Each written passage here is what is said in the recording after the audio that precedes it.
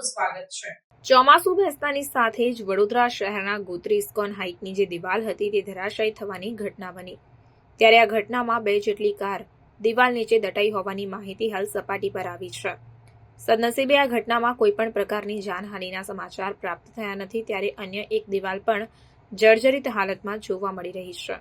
ભવિષ્યમાં આવી કોઈ ઘટના બીજી વાર ન બને તે બાબતને ધ્યાને રાખી તંત્ર દ્વારા યોગ્ય કાર્યવાહી કરવામાં આવે તે ખૂબ જ જરૂરી બન્યું છે।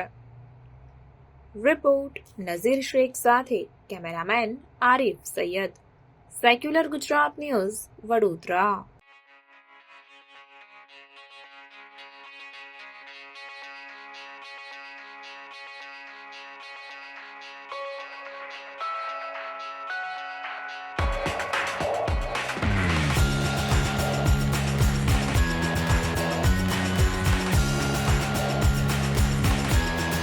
સમાચારોની અવનવી અપડેટ્સ માટે જોતા રહો સેક્યુલર ગુજરાત ન્યૂઝ।